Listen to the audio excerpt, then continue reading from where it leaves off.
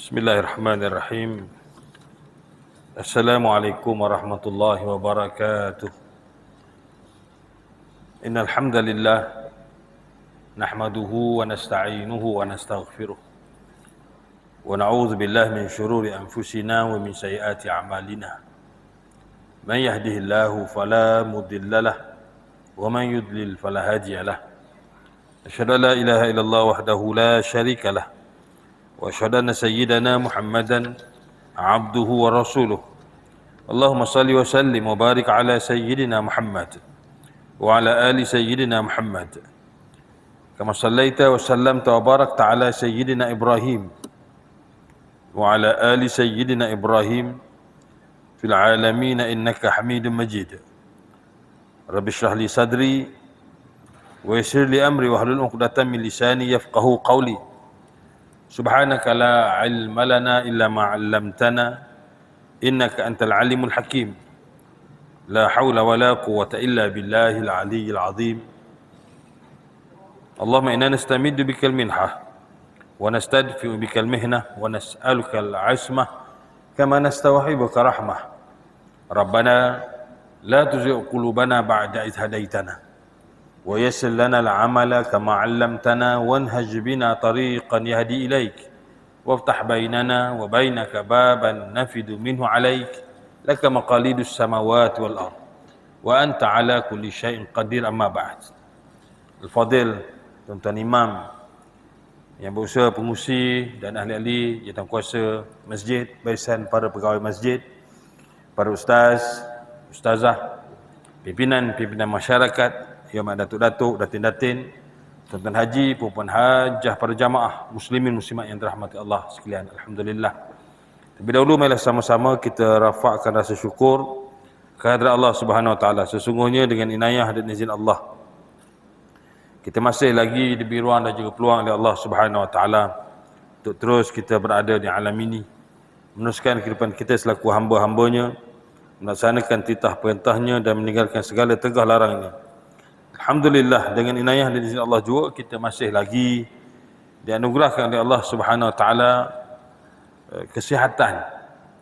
Makanya dengan nikmat sihat dapatlah kita tuan-tuan menjalani rutin kehidupan seorang muslim, menunaikan salat fardu, apatah lagi dengan kelapangan masa dapat kita duduk ataupun kita hadir ke masjid menunaikan salat fardu secara berjamaah, yang mana dengan nikmat sihat dan juga nikmat masa lapang ini tuan-tuan, dia merupakan antara nikmat yang cukup besar, begitu besar bagi seseorang hamba Allah.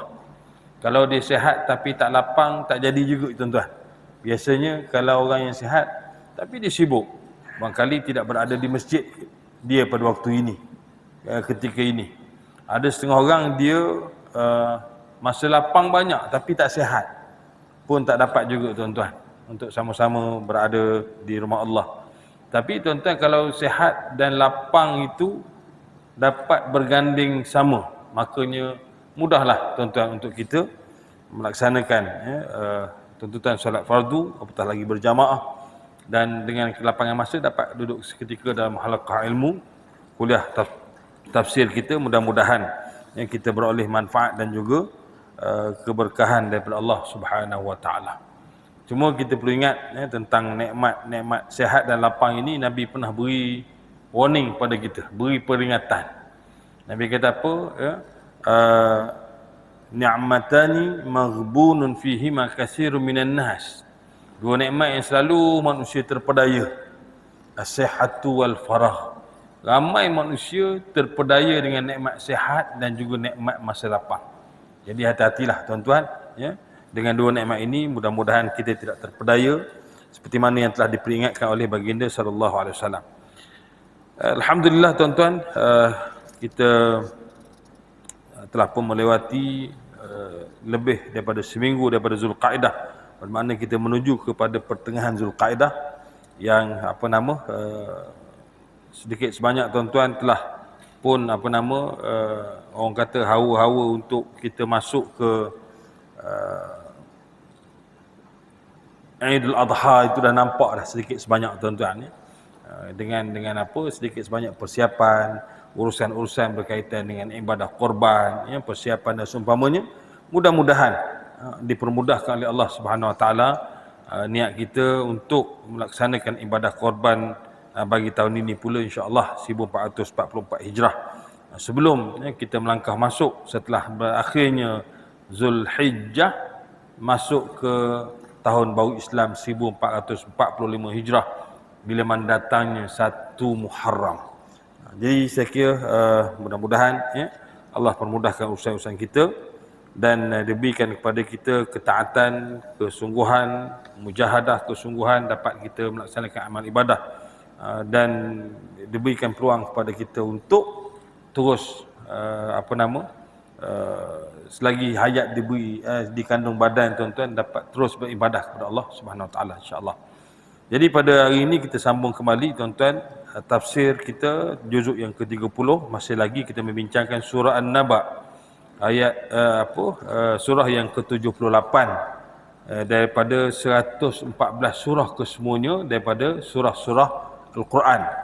Jadi untuk halaqah pada hari ini kita lihat kepada ayat yang ke-6 dan ke-7 di mana Allah Subhanahu Wa Taala telah berfirman, a'udzubillahi minasyaitonir rajim.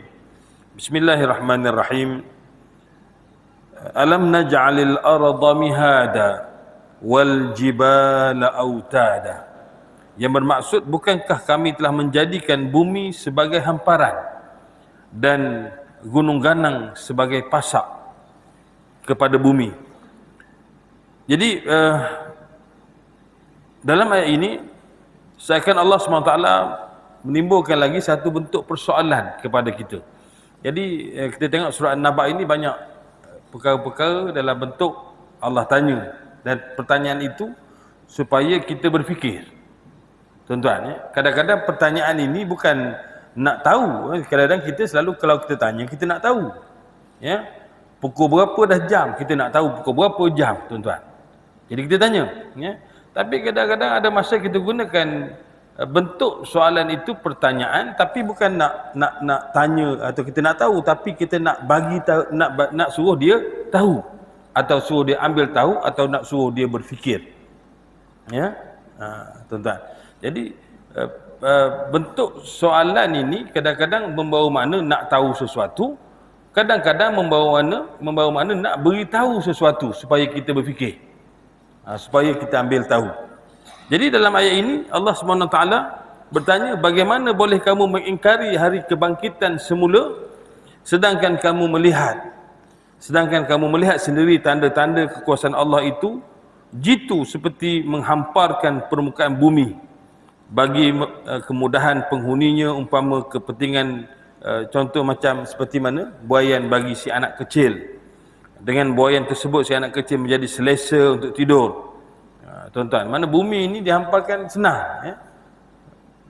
Kita berada mana dalam keadaan bumi yang terbentang luas, ya? Ini Allah beri supaya kita fikir. Sebab bila Allah cerita pasal bumi, tuan-tuan, kita pun nampak. Sebab itulah yang kita berada padanya, ya? Alam naj'alil arda mihada. Bukankah kami telah menjadikan bumi ini sebagai satu hamparan, maknanya yang terbentang macam kita duduk dalam ni lah, tuan-tuan. Ini kita duduk dalam suasana kawasan yang agak kecil, tuan-tuan, ya. Tapi bila kita lihat bumi yang terbentang luas ini, masya-Allah, tuan-tuan, ya. Apatah lagi kita sekarang ni dah ada teknologi. Kita boleh tengok peta, ya, peta dunia, kita boleh tengok lokasi, kita boleh tengok kampung kita sendiri. Bukan sekat kampung, tuan-tuan, ya. Tuan-tuan type je alamat sekarang ikut Google Map, depan rumah tuan-tuan pun ada gambar rumah tuan-tuan sendiri. Pada zaman ini, kita duduk di zaman ini, tuan-tuan. Kalau zaman dulu tak ada gambaran seumpama itu. Ya, kita tuan-tuan sebut je, dia boleh bagi gambar 360, mana 360 darjah. Masa bila dia ambil gambar pun kita tak tahu, tuan-tuan, ya. Depan rumah kita dia lalu ni 360 darjah. Ya. Tapi kita tengok, tuan, yang ada plat kereta apa semua dia blurkan lah, dia kelaburkan lah, tuan-tuan, ya.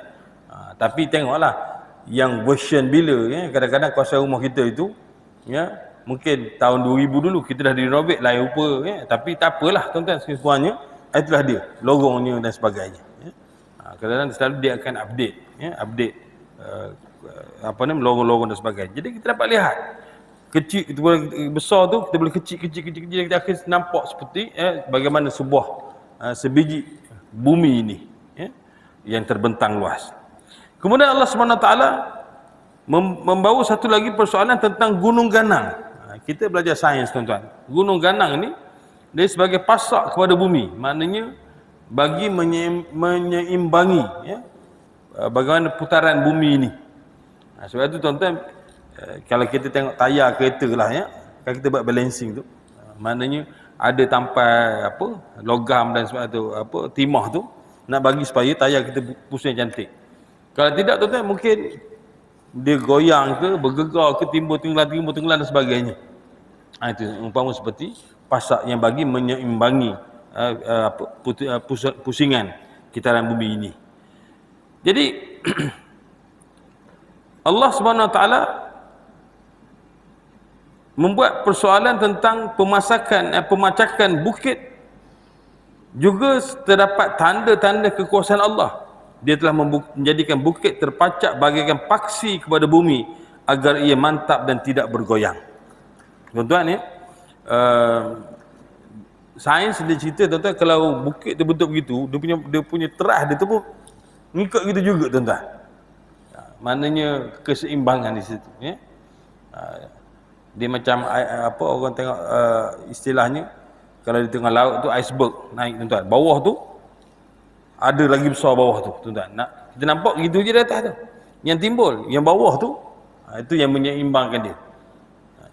Jadi Allah SWT menimbulkan persoalan tentang ini dari sudut sains pula, tentang apa, bagaimana gunung ganang bukit bukau itu sebagai paksi kepada bumi agar ia mantap dan tidak bergoyang. Dan ini telah dijelaskan oleh Allah SWT menerusi ayat yang lain, antaranya dari surah An-Nazi'at ayat 32 yang bermaksud, dan gunung ganang dipancangkannya dengan teguh. Maknanya Allah jadikan gunung ganang itu sebenarnya, ini Allah cerita ni tahun 1400 tahun dulu, dalam keadaan manusia ketika itu boleh jadi tuan-tuan ya, belum cukup mendalami tentang ilmu geografi ini dari sudut pasak bumi dan sebagainya, tapi dibuktikan oleh sains pada zaman ini tuan-tuan, bagaimana peranan gunung ganang bukit bukau ini menjadi pasak, menjadi paksi kepada bumi ini bagi keseimbangan tuan-tuan ya. Cuma kadang-kadang kita timbul persoalan tuan-tuan ya, bagaimana dengan tuan-tuan mungkin ya, kadang kita terdedah dengan teknologi ya di zaman ini. Kita rasa kita best dah tuan-tuan ya. Kalau tuan-tuan pernah pergi ke satu tempat yang pernah disenaraikan antara 7 keajaiban dunia tuan-tuan ya, saya pergi sekarang ni, saya ingat dari keluar dah sebab dia masuk benda lain pula, iaitu binaan Petra ya, di Jordan. Kalau tuan-tuan pergi ada masa lah, tapi sekarang kalau tuan-tuan pergi pun nak masuk pun mahal dah tuan-tuan ya. Kalau zaman saya belajar dulu, masuk bayar 5 dinar baru RM20 tuan-tuan. Sekarang ni 50 dinar nak masuk ke tempat tu, nak sampai ke Petra tu. Petra ni selalu tempat dia buat kawasan lakonan filem lah, Transformers-nya, cerita Indiana Jones dan sebagainya. Lokasi memang cantik tuan-tuan. 50 dinar sekarang kali 6 ya, mana dalam RM300 tuan-tuan. Rasa macam tak bala je, tapi iyalah dah sampai, orang kata alang-alang sampai, pergi jugalah ya, dalam 50 dinar. Lepas tu orang kata kalau sampai ke sana jangan kali dengan duit kita. Kalau kali duit kita tuan-tuan, pendek kata tak selesai masalah ya. Kali 6, aduh terus RM300 tak gila kata tuan-tuan. Dan pula kena bawa satu orang, kena sewa satu orang tourist guide dia. Kalau dulu tak payah zaman saya dulu sendiri tuan-tuan, jalan kaki je masuk dalam tu ya. Sekarang kena bawa satu orang tourist guide, bayar lain pula tuan-tuan. Macam tuan-tuan nak naik gunung ya, naik bukit. Kalau di Tioman tu Gunung Simukut ya tuan-tuan. Gunung Simukut dia ada 2 puncak tu. Nak naik dia ada malim gunung dia. Kena hire dia lah tuan-tuan ni. Bayar RM80 tak silap saya, dia akan bawa naik.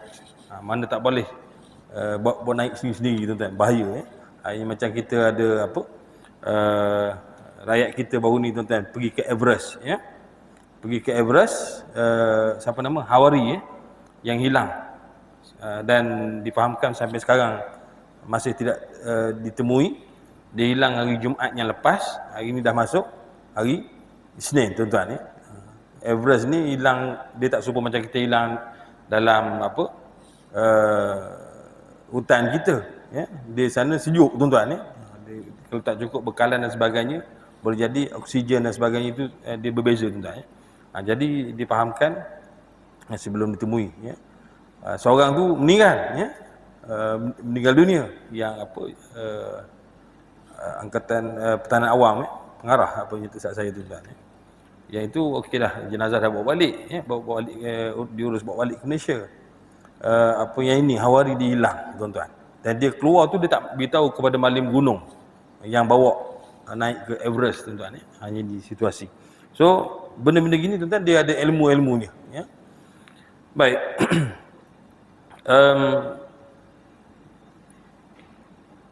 Dan maknanya tuan-tuan dari sudut ilmu ini, kita tengok, saya nak cerita dari teknologi di Petra tuan-tuan sains pada hari ini mengkaji untuk boleh tebuk gunung sedemikian rupa di gunung tu ditebuk, tiang tu lurus tuan-tuan ya. Saya ada bergambar depan tu, kecil saya duduk depan tuan-tuan ya. Dengan benaknya gunung yang ditebuk, yang diukit. Sains mengkaji hari ini boleh buat macam tu, hanya dengan menggunakan teknologi potong pakai air. Apa? Sembur air yang kuat ni tuan-tuan. Sekarang orang potong besi boleh pakai air, tapi dengan pressure yang kuat tuan-tuan ya. Baru halus macam tu. Kalau main ketuk kek gitu tuan-tuan ya, silap-silap serepih lah. Ada cerita dia ya. Teknologi. Kita tak tahu bagaimanakah teknologi di zaman itu. Mereka boleh tebuk gunung yang cantik sedemikian rupa tuan-tuan. Dengan lurus, dengan licinnya gunung itu. Dipanggil Al-Khaznah ya, nama gunung itu yang ditebuk digelar sebagai Petra ya.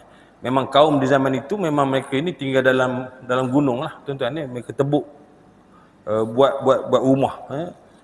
Jadikan sebagai tempat kediaman kaum di zaman itu. Tapi kita tak tahu bagaimana teknologi, sebab kaum-kaum ni tuan-tuan boleh jadi mereka ada teknologi itu sendiri di zaman itu. Dan dikenal dengan mereka itu ada yang mereka itu dimusnahkan, kaum tersebut dimusnahkan dengan teknologinya jalan terus. Seperti mana penemuan di piramid tuan-tuan, di piramid di Mesir ya. Pada lukisan-lukisan pada dinding dalam piramid tuan-tuan. Boleh ada nampak gambar ada gambar helikopter pun ada. Itu cerita 2000 tahun sebelum dia lebih awal daripada Firaun Ramses kedua di zaman Nabi Musa alaihissalam. Kalau tuan-tuan pergi ke piramid tu, binaan memang kita berfikir mikir mana lah bangsa dulu boleh buat bangunan sebesar itu tuan-tuan dengan bongkah batu tu dekat sama tinggi yang kita ya. Kalau tuan-tuan pergilah di Giza di Mesir ya. Saya sempat 2 kali ke situ tuan-tuan ya. Memang kita pun rasa fikir mana orang dulu boleh buat. Dan batu-batu tuan-tuan bukan berada di Kaherah, batu tu duduk di Aswan. Aswan tu saya dekat 2000 km. Batu tu dibawa daripada Aswan datang ke Kaherah, ke Gizah tuan-tuan, di Gizah tu ya. Ataupun di Saqqara kawasan itu.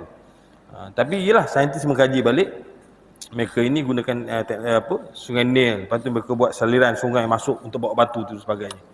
Maknanya tuan-tuan, dikaji sudut geometrinya tepat dan sebagainya, itu dah setelah orang Arab kata ma'amurul zaman, setelah dimakan oleh zaman ya.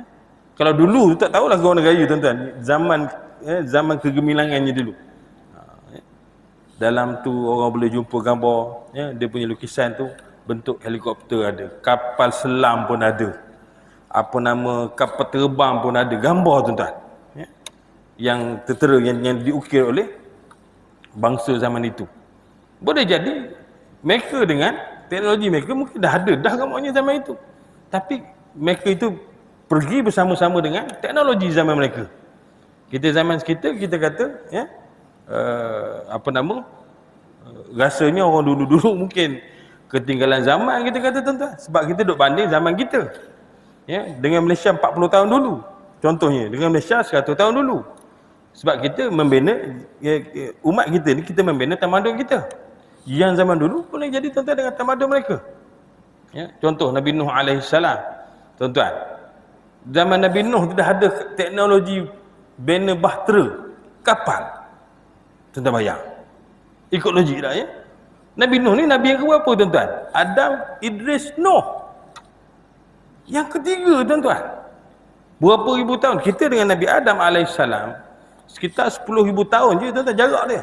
Ya, setelah dikaji oleh para sejarawan Islam, jarak antara Nabi Adam ke Nabi Idris ke Nuh, Nuh kepada Hud, Soleh, Ibrahim apa semua, sampai ke Nabi Muhammad ni sekitar 10,000 tahun saja jaraknya. Mana apa kita dan antara kita dengan Nabi Adam alaihissalam jarak dia. Jadi tuan-tuan, dan kita perlu ingat Nabi Adam alaihissalam ni dia duduk di mana tuan-tuan? Asalnya syurga. Kata Allah kata wa 'allama Adamal asma'a kullaha. Dan Adam ini diajar tentang ilmu yang berbagai-bagai. Sampai malaikat pun tuan-tuan bila mana dipaparkan di hadapan malaikat, ambiuni bi asma'i haula. Allah kata cuba wahai malaikat kamu cerita ni apa, ni apa, ni apa. Malaikat surrender tuan-tuan. Subhanaka la ilma lana illa ma 'allamtana. Maha suci engkau ya Allah, tak ada ilmu bagi kami melainkan apa yang kau ajar kami saja ya Allah. Mana malaikat pun dia punya pengetahuan dia terhad juga tuan-tuan. Nabi Adam cerita satu-satu. Maka ketika itulah ya, barulah malaikat ya memberi sujud penghormatan kepada Adam alaihissalam. Ya, sebab Allah beritahu inni a'lamu ma la ta'lamun. Wahai malaikat, aku tahu apa yang kamu tak tahu. Dan kita ingat tuan-tuan, Nabi Adam ni duduknya di syurga. Syurga ni tuan-tuan, tak ada teknologi yang boleh mengatasi daripada teknologi terbaik sekali tuan-tuan. Syurga, tuan-tuan bayangkanlah ya. Bagaimana gambaran syurga dalam ayat-ayat yang lain. Ni antaranya dalam surah-surah yang kita bincang ni tuan-tuan. Dalam surah Yasin. Ya. Fiha fakihatun walahum ma yadda'un. Allah beritahu pada dalam syurga itu terdapat buah-buah yang dah sedia masak ranum. Kita di dunia tuan-tuan buah masak juga, buah emplah masak juga, tapi tunggu masa. Ya, daripada satu peringkat ke satu peringkat. Kadang-kadang dah mula-mula kita sampai duduk dua pagar tu tuan-tuan ya. Sudah-sudah tinggal kertas aja. Kita target minggu depan masak dah tu. Nak petik dah, rupa kebat orang nak. Sudah-sudah tuan-tuan. Punyalah azab nak boleh makan buah emplah sendiri tuan-tuan. Lalah beli je lah di kedai 5 kilo RM20. Ya. Dalam syurga tuan-tuan buah-buahnya tak tunggu masa untuk masak, dah ready masak, ready to eat. Fakihah ni mana buah-buah yang dah masak ranum dalam syurga. Mana tak payah tunggu bila gamak nak tunggu dia ni gugur gagak bulan 7 gamaknya. Kita duduk pandang hari-hari duduk nelik orang kata tuan-tuan ya. Nelik buah tu besar daripada kecil sampailah besar. Datang pula kera duk main, aduh kita perambat beria tuan-tuan, beli macam bola lah itu ini ya. Nak boleh nak makan durian dalam syurga dak tuan-tuan. Terus fakihah ready untuk dimakan. Dan lagi hebat tuan-tuan syurga ni walahum ma yad'un, dan bagi penghuni syurga itu apa yang terlintas mereka dapat serta-merta. Mana ada teknologi di dunia tuan-tuan? Niat je dapat tu mana nak cari tuan-tuan? Syurga mayat daun, apa yang mereka terlintas mereka dapat. Terasa nak makan ikan tenggiri asam pedas, teri asam pedas duduk depan kita tuan-tuan. Ini teknologi paling canggih dari kalangan teknologi yang ada. Itu syurga. Dan Nabi Adam datang dari sana tuan-tuan. Mana dia turun ke dunia masa tuan-tuan benda teknologi ni bawa agaknya tuan-tuan. Cuma satu kita nak cerita lah tuan-tuan ya. Ni di secara langsung dia akan menolak dakwaan barat tentang manusia dulu bawa belantan kejar dinosaur hugah-hugah bawa pikul belantan satu ya. Macam kita nak cerita Flintstone dulu ada cerita kata Flintstone tuan-tuan ya. Kereta juga tapi kayu kaki angkat jalan kaki tuan-tuan. Kalau kita tengok bagaimana kisah ketika mana Allah SWT memerintahkan Adam AS untuk mengahwinkan anaknya. Masa tu tak ada manusia lain. Nak kahwin kan dia kena kahwin adik-beradik ya.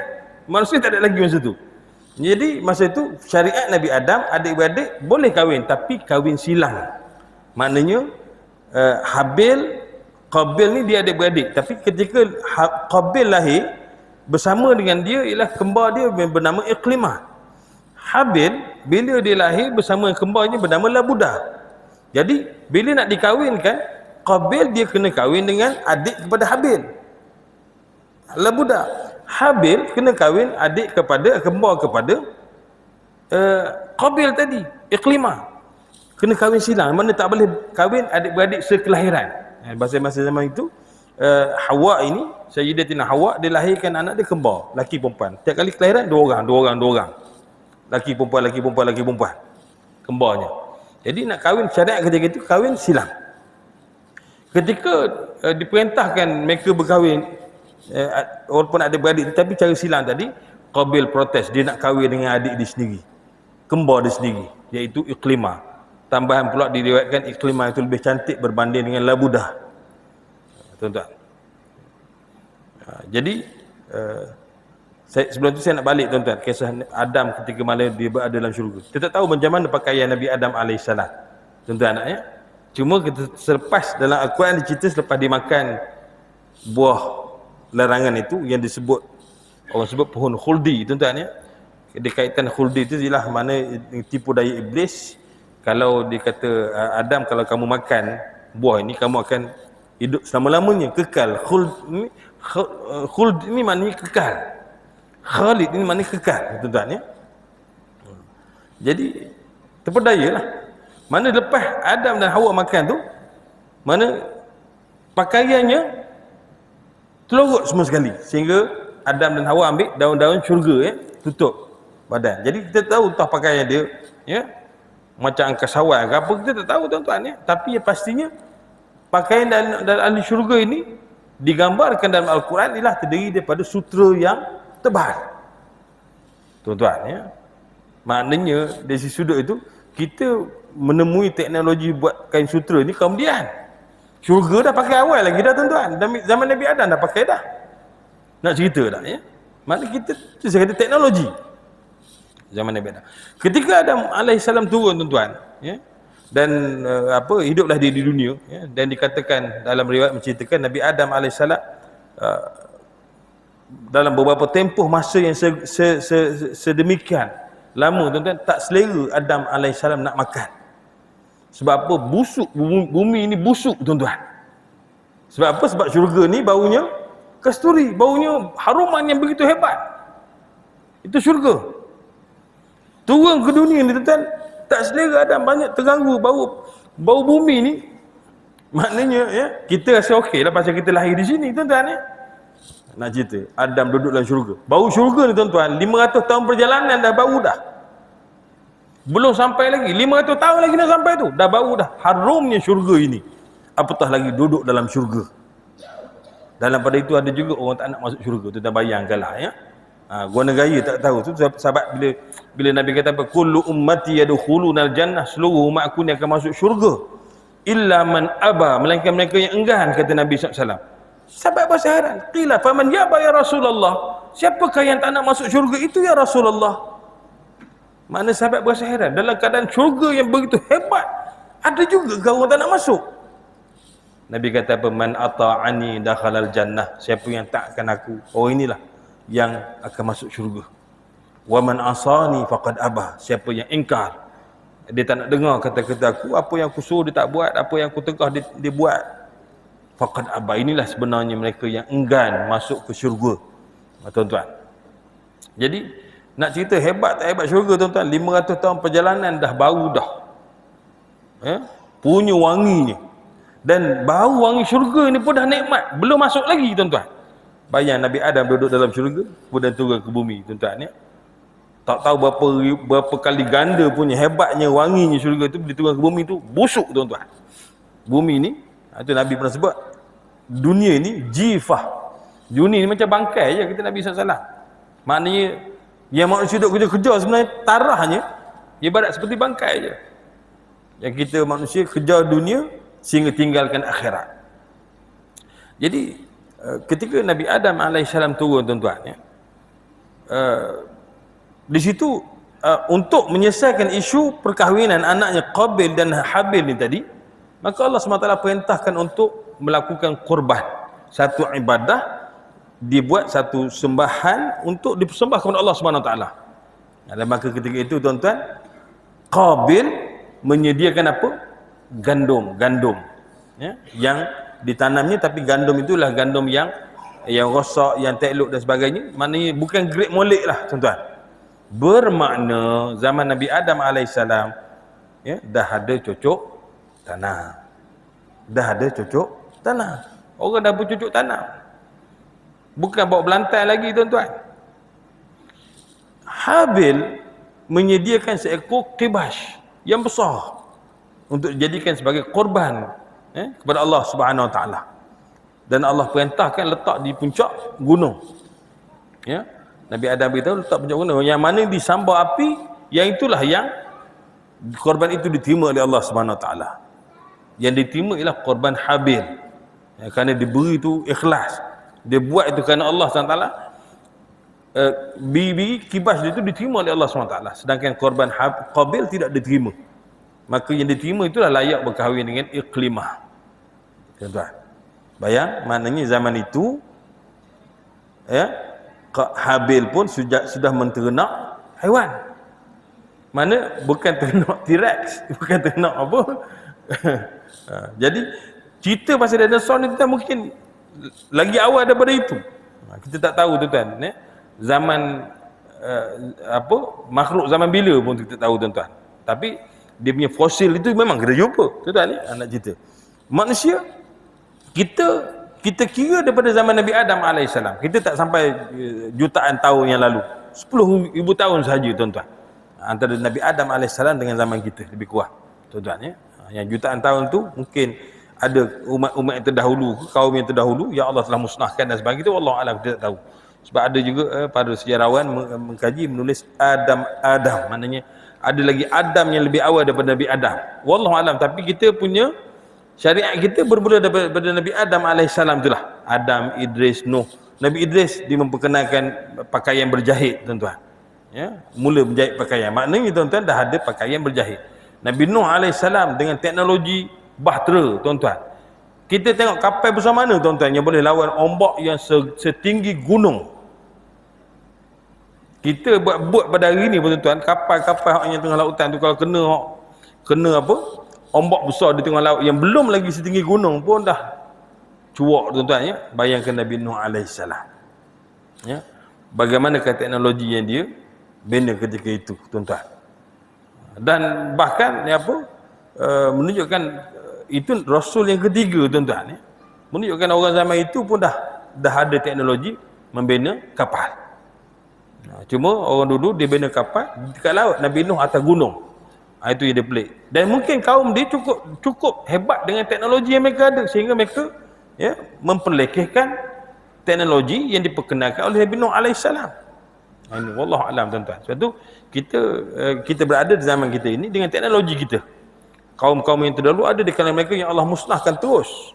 Dan kaum Nabi Lut alaihissalam, kita tak tahu tuan-tuan bagaimanakah teknologi zaman mereka, sehingga Allah musnahkan satu negara betul, lingkup terbalik.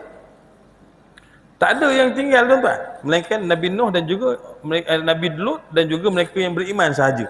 Itu pun malaikat azab pesan kepada Nabi Lut alaihissalam, jalan terus ke depan, jangan pandang belakang. Rupanya tuan-tuan, bumi negara Lut itu diangkat, diterbalikkan. Pada hari ini terbentuk sebuah satu tasik lautan yang digelar sebagai laut mati. Maknanya dia mati tu sebab dia tak bersambung dengan mana-mana laut. Dia berhenti situ tuan-tuan. Dia dalam tu je ya. Tapi dia punya masin dia tu lebih masin daripada air laut 7 kali ganda. Bagi siapa yang pernah pergi tuan-tuan ya, saya ada janji tu ya. Saya ada sebotol lagi di rumah saya, air laut mati tuan-tuan ya. Kalau tuan-tuan nak tengok lah, nak rasa PM tepi lah tuan-tuan ya. Masa tu kebetulan boleh bawa balik tuan-tuan ya. Sekarang ni banyak polisi dah macam-macam nak naik kapal terbang gitu, tapi masuk kargo lepas je tuan-tuan ya. Air laut mati. Tuan-tuan nak try rasa boleh lah ya. Masin tak masinnya air laut mati ni. Ya, masin kepahitan, maknanya dia punya masin tu tahap 7 kali ganda garam yang kita ada tuan-tuan. Ni bayangkanlah ya. Demi cerita dia. Dia punya bertali nampak air tu kerana apa? Kepekatan. Dan kalau tuan-tuan gemuk mana sekalipun tuan-tuan masuk dalam laut mati, tuan-tuan takkan tenggelam. Kalau tenggelam tu umat Nabi Lut lah gemuknya tu ya. Takkan tenggelam, timbul terapung tuan-tuan. Punya pekat ni, banyak nak cerita pekat ni, air laut mati. Itu kaum Nabi Lut alaihi salam dimusnahkan Allah. Semua teknologi yang dia ada habis semua sekali, tuan-tuan. Dengan kaum-kaum ni tak ada, ya. Jadi ada di kalangan manusia ni, kaum ini mereka dimusnahkan oleh Allah Subhanahu Wa Taala, ya. Kaum Ad, kaum Samud, tuan-tuan tengok macam mana mereka jadikan apa gunung tu sebagai itu yang saya kata tebuk gunung, tuan-tuan. Apa yang teknologi mereka pakai pun kita tak tahu zaman itu, ya. Cuma zaman ini dia kaji Petra itu boleh dibuat begitu hanya dengan menggunakan teknologi potong pakai air. Mana semburan air yang tajam baru boleh potong macam tu. Kalau tidak pecah. Dah bayangkanlah, ya. Memang cantik. Memang termasuk 7 binaan ajaib di dunia lah dulu. Sekarang ni saya ingat dah keluar dah. Tuan-tuan yang dirahmati Allah. Baik. Jadi tanda-tanda kekuasaan Allah Subhanahu Wa Taala. Gunung ganang yang dipancangkannya dengan teguh, kata Allah dalam surah An-Nazi'at ayat 32. Kemudian ayat yang ke-8 Allah Subhanahu Wa Taala berfirman, wa khalaqnakum azwaja, dan kami ciptakan kamu berpasang-pasangan. Maknanya setiap makhluk ini, ya, mesti ada jantan, ada betina, ada lelaki, ada perempuan, ada bunga jantan, ada bunga betina. Tuan-tuan, ada setengah makhluk tu kita nampak macam tak berpasangan, tapi dia ada masa dia boleh bertukar menjadi betina, ada masa bertukar menjadi jantan. Antaranya apa, tuan-tuan? Antaranya apa? Ini budak-budak belajar sains dia tahu, tuan-tuan, ya. Antaranya apa? Siput babi, tuan-tuan, ya. Siput babi ni dia ada masa dia boleh bertukar. Itu maha suci Allah, tuan-tuan, ya. Makhluk-makhluk. Ada satu lagi makhluk-makhluk lain, dia boleh bertukar-tukar, ya. Tapi pastinya mesti ada jantan, mesti ada betina. Mesti berpasang-pasangan. Dan ini Allah telah dah sebut dalam surah An-Naba ayat 8. Allah ciptakan laki dan perempuan agar lahir perasaan kecintaan dan kesedaran untuk membantu demi menjaga keturunan manusia. Dan ayat ini Allah sebut khalaqnakum, kami cipta kamu wahai manusia azwaja, berpasang-pasangan. Jadi konteks ini lebih menunjuk pada penciptaan manusia lah. Sebab ada kalau ikut sesungguh makhluk yang lain mungkin ada jenis spesies jantan saja, tapi boleh jantan saja, tuan-tuan. Mana dia sesudah untuk dia berkembang biak dengan cara tadilah, mungkin dia ada masa dia akan bertukar menjadi betina. Wallahu alam, tuan-tuan, ya. Tapi kalau tengok National Geographic tu kagum kita, tuan-tuan, ya. Maha suci Allah bagaimana ada sesungguh makhluk tu dia boleh bertukar-tukar, ya. Baik. Dan di dalam ayat yang lain Allah Subhanahu Wa Taala berfirman dalam surah Ar-Rum ayat 21 yang bermaksud, dan di antara tanda-tanda kekuasaannya ialah dia menciptakan untukmu isteri-isteri dan dari jenismu sendiri, supaya kamu cenderung dan merasa tenteram kepadanya, dan dijadikannya di antara kamu rasa kasih dan sayang. Sesungguhnya pada yang demikian itu benar-benar terdapat tanda-tanda kebesaran Allah bagi kaum yang berfikir. Maknanya, tuan-tuan, pasangan yang Allah ciptakan untuk kita manusia ini daripada kalangan jenis kita sendiri. Maknanya manusia sama manusia. Di Indonesia baru ni, tuan-tuan, kelang kabut dibuatnya, ya. Manusia kahwin dengan kambing. Tapi berita terkini dah ditalak dah kambing tu, tuan-tuan, ya. Pening manusia kahwin kambing betina, guna gaya, tuan-tuan. Ada majlis anak kat nikahnya manusia, tuan-tuan, ya. Pening kambing tu pun confused, ya. Aku ni manusia ke kambing kata dia. Kahwin dengan kambing, tuan-tuan, ya. Dan dalam berita tu Majlis Agama Indonesia sana dah ambil tindakan, tuan-tuan, ya. Ni dia rakyat terlalu ramai, 200 juta, tuan-tuan. Macam-macam perangai, macam-macam pek. Baru-baru ni, tuan-tuan, Semayang Raya, ya. Kalau yang isu Semayang Raya tu di Ma'had Zaitun, Zaitun, tuan-tuan, ya. Yang laki ada, perempuan ada, duduk satu sah je, ya. Huru-hara sekali, tuan-tuan, ya. Nak kata mazhab mana pun kita tak tahu, ya. Tapi dia punya level tu kalau ikut di situ panggil Pak Kiai jugalah, tuan-tuan, ya. Bukan calon-calon orang, tapi pemahaman agama itulah, ya. Sebab tu kita, tuan-tuan, tiap kali dalam solat minta betul-betul dari dasar hati, tuan-tuan, ihdinas siratal mustaqim, ya Allah, tunjukkanlah kami jalan yang lurus, jalan yang benar. Bimbang kot, tuan-tuan, ya. Kita ni Allah balik hati kita. Bila akidah tak kuat, tuan-tuan, kita mudah terpengaruh dengan fahaman-fahaman yang sonsang ataupun yang lari daripada akidah yang sebenar. yang dibawa oleh junjungan besar Nabi kita Muhammad SAW. Kita sangka kita Islam dah. Kita sangka kita beriman, rupanya tak betul tuan-tuan. Na'udzubillah. Kita minta.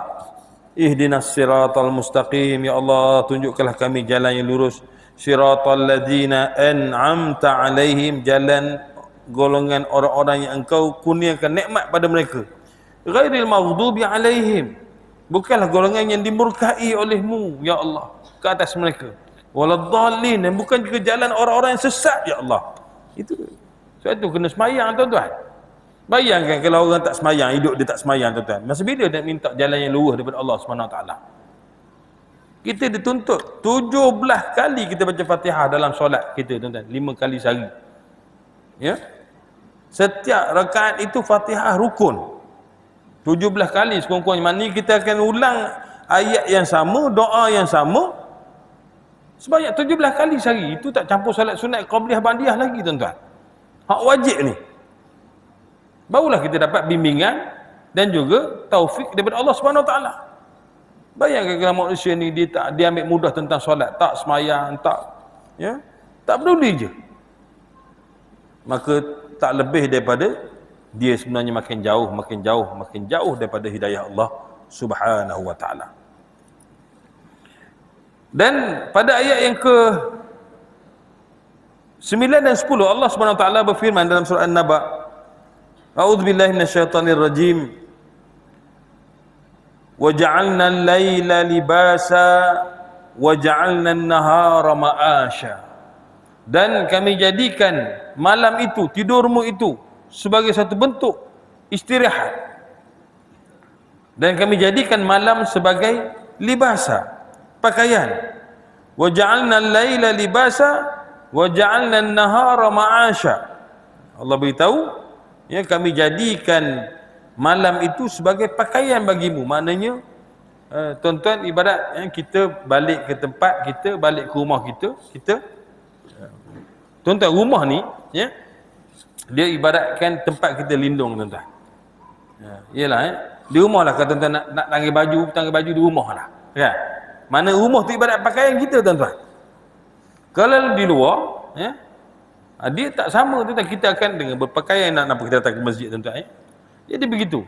Maka Allah SWT jadikan tidur kita untuk istirahat itu dengan menjadikan malam sebagai pakaian. Allah telah menjadikan tidur kita itu satu kerehatan untuk tubuh badan. Dengan itu kita berasa selesa untuk meneruskan pekerjaan pada hari yang berikutnya. Tidur boleh memperbaharui kekuatan dan merancangkan pertumbuhan pemikiran dan tubuh badan. As-subat dalam ayat ini, kemudian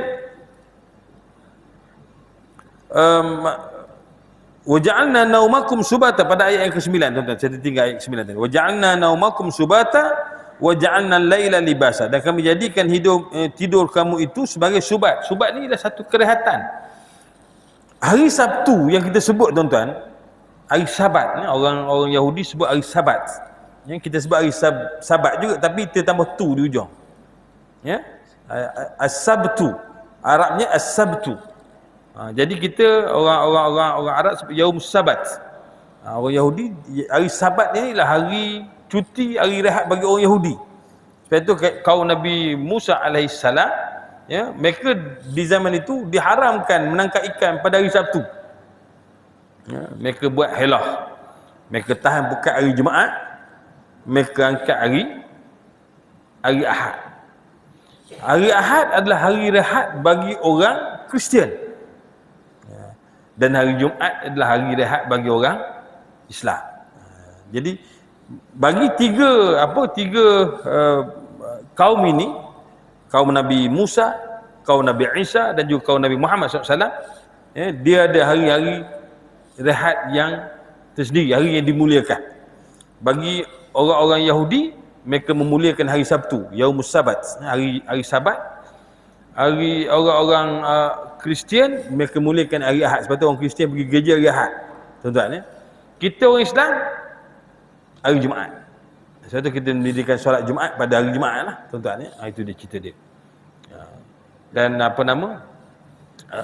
ada setengah negara macam negara Arab tuan-tuan, hari Jumaat adalah hari cuti. Ya, hari cuti lah. Di Malaysia kita pun ada setengah negeri lah, Terengganu, Kelantan, Kedah, Johor kena ya. Johor, Terengganu, Kelantan, Kedah. Yang lain tak naik Ia menjadikan hari Jumaat sebagai hari cuti lah tuan-tuan kerana hari itu adalah hari rehat. Tapi ialah kadang-kadang kita melibatkan teknologi melibatkan ekonomi dan sebagainya. Ada orang kata kalau cuti hari Jumaat negara lain buka, jadi susah juga dan sebagainya. Itu pulanglah tuan-tuan kita pun pernah kita cuba buat dapatan pandangan untuk jadikan Jumaat sebagai hari cuti, tapi saya tak tahu apa result dia, keputusannya melalui Google Form tak silap saya dulu ada edaran untuk beri pandangan lah bagus ke tak bagus cuti pada hari Jumaat tuan-tuan.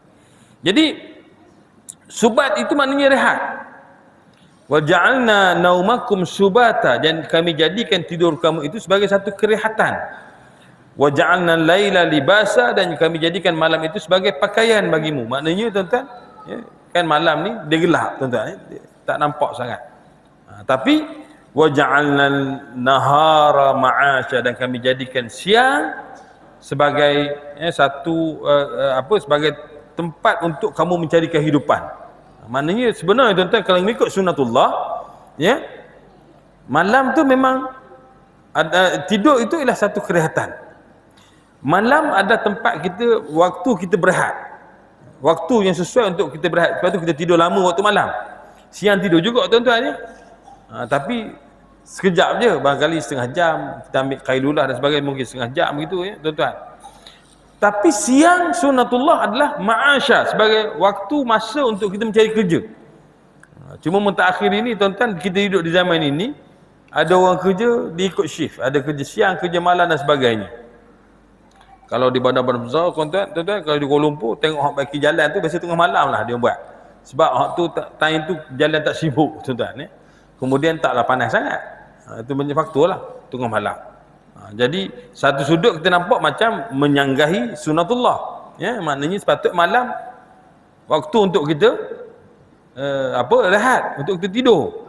Siang lah untuk kita bekerja, tapi tengok jenis kerja tuan-tuan. Kalau namanya security kena malam-malam lah tuan-tuan tak boleh bos datang bawa tidur lah, bos malam memang tak tidur kita kata tak selesai masalah lah tuan-tuan jadi tengok jenis-jenis kategori kerja lah, tugas lah. Orang jaga mesin, orang jaga alat dan sebagainya. Itu jadi tuan-tuan yang dirahmati Allah sekalian, kita berhenti dulu pada ayat 10, 9, 10 dan 11 ini. InsyaAllah tuan-tuan kita kita bincang pada halaqah yang akan datang jika diizinkan Allah, ayat-ayat yang seterusnya daripada surah An-Naba, surah yang ke-78 daripada surah-surah Al-Quran, insya-Allah. Jadi kita berhenti dulu setakat ini. Yang baik pada Allah SWT, yang kurang, yang daif, kelemahan di saya sendiri, mohon ampun, mohon maaf. Aqulu qawli hadza, astaghfirullahal azim li wa lakum. Assalamualaikum warahmatullahi wabarakatuh. Wallahu a'lam.